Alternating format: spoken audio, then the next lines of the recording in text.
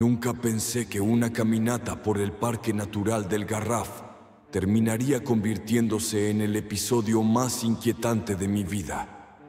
Había oído hablar de Jafra, ese pueblo fantasma escondido entre colinas de piedra caliza y vegetación reseca, pero lo tomaba como una leyenda más, una de esas historias que los locales cuentan para espantar a los turistas curiosos.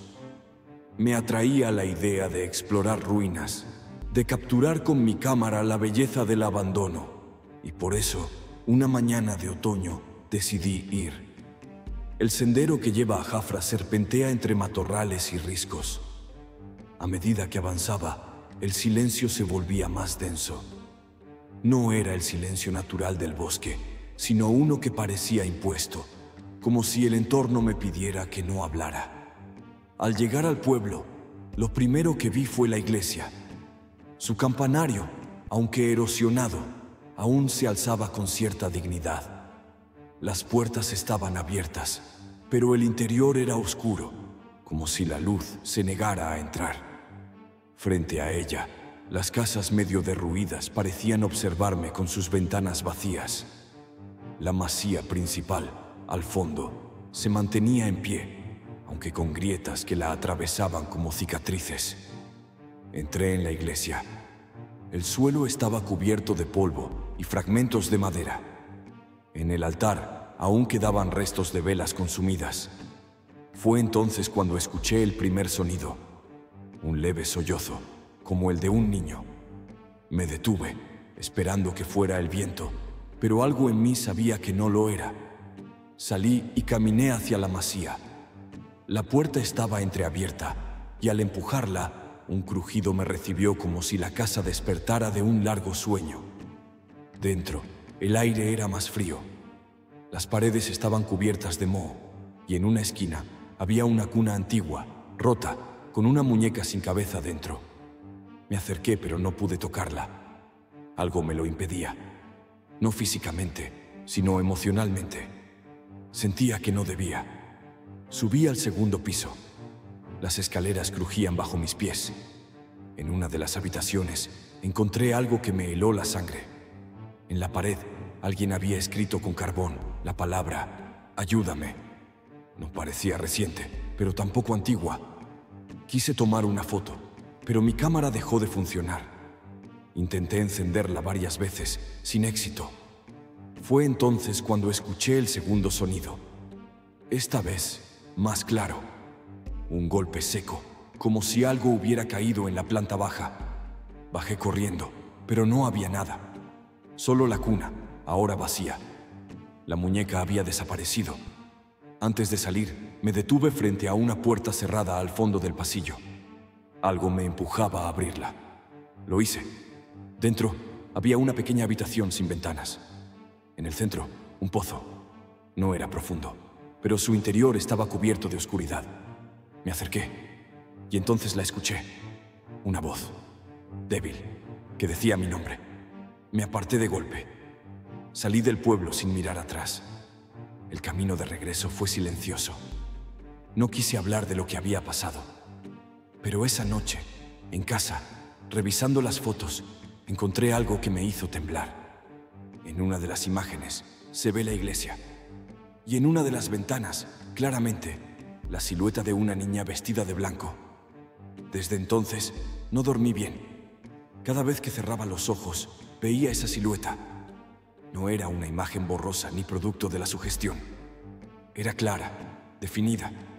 Su vestido blanco parecía brillar con luz propia, y sus ojos no eran ojos, eran huecos, negros, como si miraran desde otro plano. Intenté convencerme de que era un efecto de la luz, una ilusión óptica. Pero entonces recordé la voz, mi nombre, susurrado desde el pozo, y el golpe seco en la planta baja, y la cuna vacía. Los fenómenos comenzaron. Primero fue el sonido, un llanto, débil, casi imperceptible, que se escuchaba por las noches en mi piso. Pensé que era algún vecino, pero al preguntar, nadie más lo oía. Luego, las luces se encendían solas. No todas, solo la del pasillo. siempre a las 3:17 de la madrugada. Exactamente. Una noche decidí quedarme despierto. Me senté en el sofá, con la linterna en mano, esperando.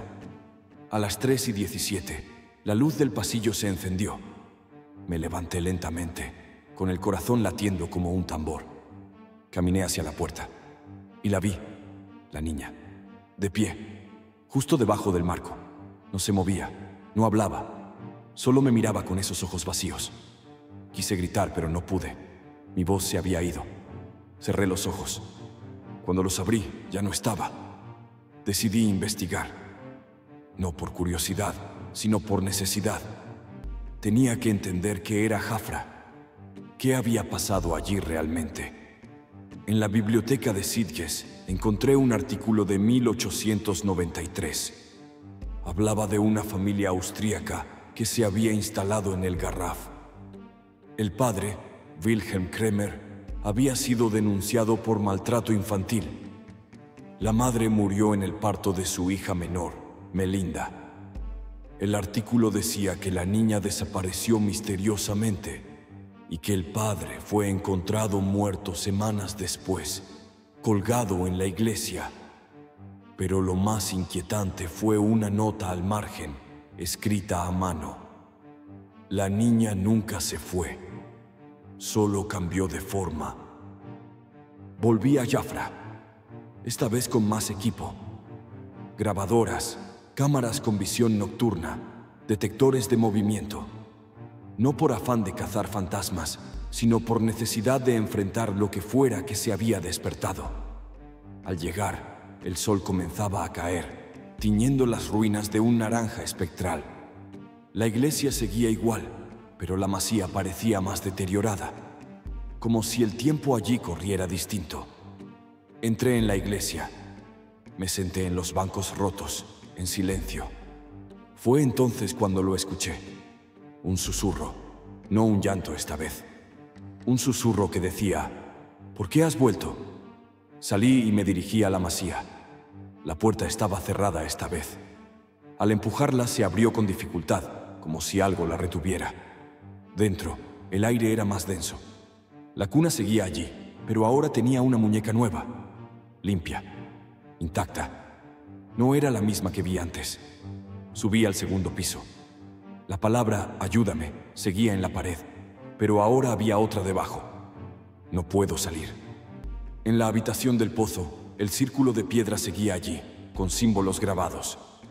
En el centro, una cruz invertida. Y sobre ella, la muñeca, la misma que había desaparecido.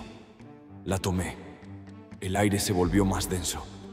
Sentía que algo me observaba desde todos los rincones. La muñeca se calentó en mis manos. Y entonces, sin saber por qué, la arrojé contra el círculo. Al hacerlo, los símbolos comenzaron a arder. Una luz blanca lo envolvió todo. Y un grito, desgarrador, llenó la iglesia. No era el de Melinda, era el del guardián. Las paredes temblaron, el altar se partió. Y en medio del caos, la figura de la niña apareció. No en el pozo. Frente a mí, sonreía, no con alegría, con paz. Desapareció. Volví a casa al amanecer. El camino desde Jafra fue largo, pero no por la distancia. Fue largo porque el tiempo parecía haberse detenido. Durante los días siguientes, el silencio fue absoluto. No hubo más llantos nocturnos. Las luces dejaron de encenderse solas. La figura de la niña desapareció de mis sueños. Era como si, al romper el pacto, hubiera liberado no solo a Melinda, sino también a mí mismo. Un mes después, decidí volver. Solo. No por valentía, por necesidad. Quería saber si el pueblo había cambiado, si el mal se había ido, si Melinda, de alguna forma, había encontrado descanso. El camino era el mismo, pero el ambiente era distinto. Más ligero, más claro. Al llegar, lo noté de inmediato. La iglesia estaba abierta, pero el altar había sido cubierto con flores silvestres. La masía seguía en ruinas, pero la cuna ya no estaba. Y en la habitación del pozo, el círculo de piedra había desaparecido. Me acerqué al lugar donde la muñeca había ardido. Allí, en el suelo, había algo nuevo. Una pequeña piedra blanca, pulida, con una palabra grabada. Gracias. No había viento. No había voces. Solo el canto lejano